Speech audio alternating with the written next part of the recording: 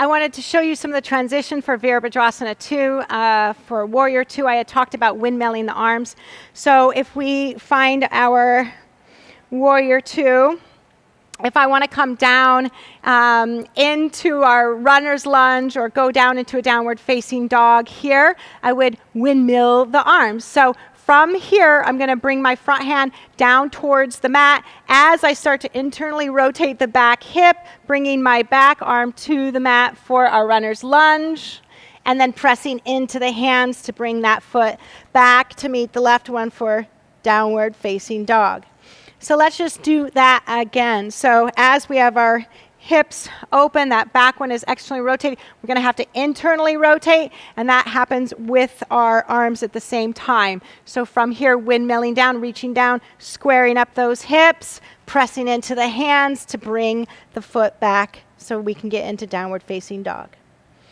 Same thing with that transition. If we wanted to enter, bringing our foot through, we could place our foot down and windmill up to our Warrior 2 and windmill down into that runner's lunge, back into our downward dog.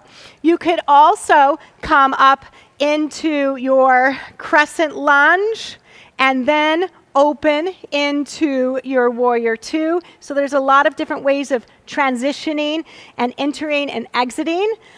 I like the windmill as it helps with flow, but it might be a little too challenging at the beginning. You might want to start with just a wide leg stance. Once they have that and they can step through, then you can begin to windmill to exit and also windmill to enter.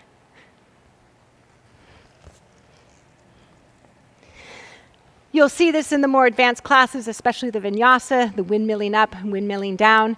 It's also really nice to just break up and offer as a little workshop.